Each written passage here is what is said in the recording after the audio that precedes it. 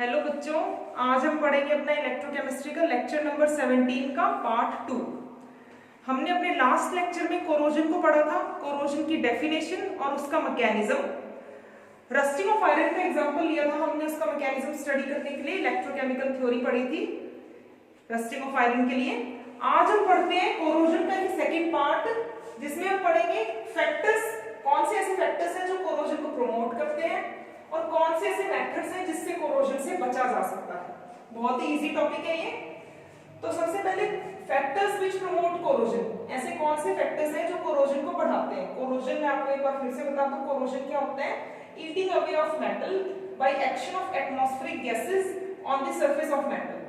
ये atmospheric gases होती हैं, वो सरफेस ऑफ मेटल के साथ रिएक्ट कर जाती हैं, जिसकी वजह से या तो ऑक्साइड की या फिर कार्बोनेट की या सल्फाइड की एक लेयर जो है वो बन जाती है मेटल के सरफेस के ऊपर, उसे हम कोरोजन कहते हैं। और स्पेशली आयरन के केस में हम कोरोजन को क्या बोलते हैं? रस्टिंग बोलते हैं। ठीक है, तो फैक्टर्स, ऐसे कौन से फैक्टर्स हैं जो कोरोजन को बढ़ाते हैं, जो कोरोजन को प्रमोट करते हैं? तो 5 फैक्टर्स हैं जो हमें पढ़ने हैं। Reactivity of metal, presence of impurities, presence of air and moisture, strains in the metal and presence of electrolytes. ये 5 फैक्टर्स जो है कोरोजन को प्रमोट करते हैं। सबसे पहला फैक्टर है रिएक्टिविटी ऑफ मेटल। बहुत ही सिंपल सी बात है, कोरोजन होता किस वजह से है? कोई भी मेटल जो है वो एयर के साथ रिएक्ट करता है, तभी कोरोजन होता है। मेटल का सरफेस एयर के साथ रिएक्ट करता है, तो जो ज्यादा रिएक्टिव मेटल होगा उसका कोरोजन क्या होगा? फास्ट होगा, और जो कम रिएक्टिव मेटल होगा उसका कोरोजन क्या होगा? स्लो होगा। तो जिंक ज्यादा रिएक्टिव है आयरन से, रिएक्टिविटी सीरीज में ये ऊपर आता है, ज्यादा रिएक्टिव है जिंक, तो जिंक का कोरोजन फास्ट होगा आयरन के कंपैरिजन में। फिर आयरन है जो है वो ज्यादा रिएक्टिव है कॉपर से, तो आयरन का कोरोजन जो है वो फास्ट होगा एज कंपेयर टू कॉपर। ठीक है, तो सिंपल सी बात है, जो ज्यादा रिएक्टिव मेटल होता है उसका कोरोजन ज्यादा होता है। प्रेजेंस ऑफ इम्प्योरिटीज, जो प्योर मेटल्स होते हैं वो कोरोड नहीं करते हैं। मेटल में इम्प्योरिटीज जितनी ज्यादा होंगी उस मेटल का कोरोजन जो है उतना ही ज्यादा होगा। तो इम्प्योरिटीज जो होती है वो एनहांस करती है कोरोजन को। ठीक है, तो अगर हम प्योर आयरन ले लें तो वो कोरोड नहीं करेगा। फिर है presence of air and moisture. Simple सी बात है, एयर की वजह से ही कोरोजन हो रहा है। एयर के अंदर जो एनवायरमेंटल गैसेस हैं, जैसे कार्बन डाइऑक्साइड है, हाइड्रोजन सल्फाइड है, ऑक्सीजन है, मॉइस्चर है, ये क्या करते हैं?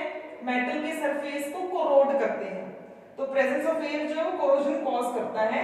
अगर हम मेटल को वैक्यूम में रख दें जहां पे कोई एयर नहीं है, तो वो मेटल क्या है? कोरोड नहीं करेगा कभी भी।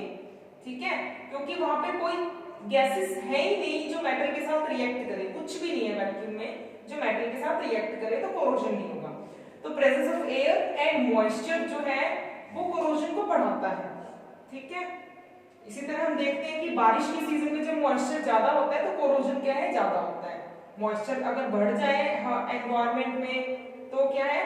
कोरोजन का रेट फास्ट हो जाता है। फिर है स्ट्रेन्स इन मेटल।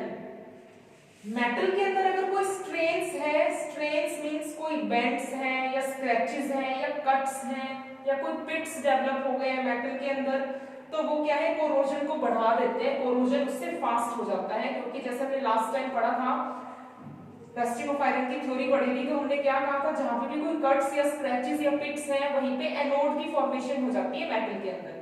ठीक है, और मेटल का ऑक्सीडेशन शुरू हो जाता है वहां पे, और ऑक्सीडेशन का मतलब ही क्या है? कोरोजन। फिर है प्रेजेंस ऑफ इलेक्ट्रोलाइट्स।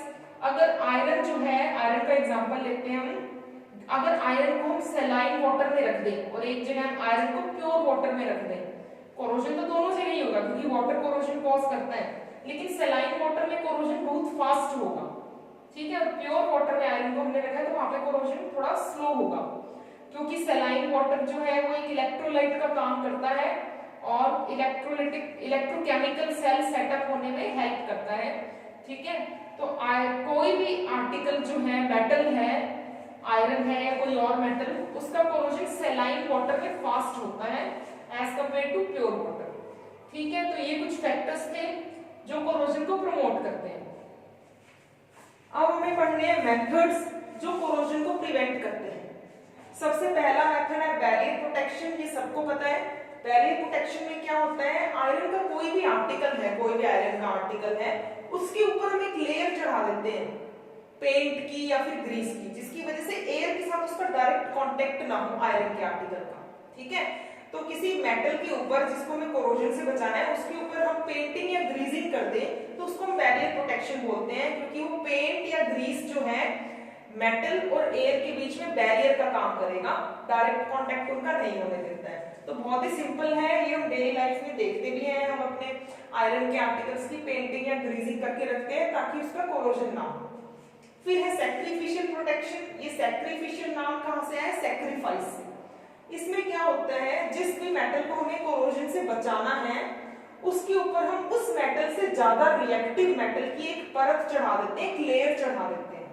ठीक है, जैसे कि आयरन के ऊपर अगर जिंक की लेयर चढ़ा दें तो क्या होगा, जो जिंक है उसका कोरोजन होगा, ना कि आयरन का। अगर ये लेयर कहीं से ब्रेक भी हो जाती है, मान लो कहीं से लेयर ब्रेक हो जाती है, तब भी यहाँ पे आयरन जो है हवा के कांटेक्ट में आ गया है, फिर भी आयरन का कोरोजन नहीं होगा यहाँ पे, क्योंकि जिंक प्रेजेंट है।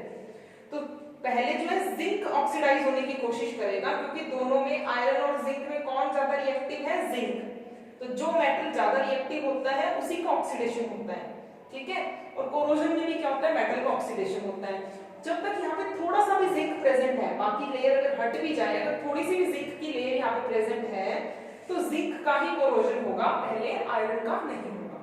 तो आयरन के ऊपर जिंक की लेयर को डिपॉजिट करना, इसको हम क्या बोलते हैं? गैल्वेनाइजेशन। जिंक ज्यादा रिएक्टिव है तो इसका कोरोजन होता है, ये अपने आप को सैक्रिफाइस कर देता है आयरन को बचाने के लिए, तो इस तरह कह सकते हैं। ठीक है, वहीं से इसका नाम है सैक्रिफिशियल प्रोटेक्शन, कि एक मेटल को मोर रिएक्टिव मेटल से कवर कर दे।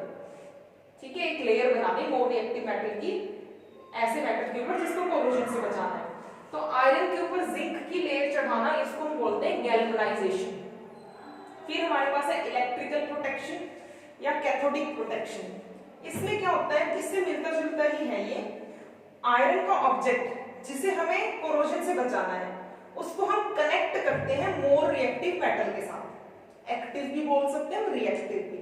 आयरन का ऑब्जेक्ट जिसे हमें कोरोजन से बचाना है, उसे हम मोर रिएक्टिव मेटल के साथ कनेक्ट करते हैं थ्रू अ वायर। ठीक है, वहां पे एक लेयर बना रहे थे मोर रिएक्टिव मेटल की, यहाँ पे हम वायर के थ्रू कनेक्ट कर रहे हैं आयरन को, मोर रिएक्टिव मेटल के साथ कनेक्ट कर रहे हैं वायर के थ्रू। अब आयरन यहाँ पे लेस रिएक्टिव है और मोर रिएक्टिव मेटल से हमने इसे कनेक्ट किया है, तो मेटल के केस में जो मोर रिएक्टिव होता है उसका ही ऑक्सीडेशन होता है, और जहां ऑक्सीडेशन होता है वहीं पे एनोड सेटअप होता है।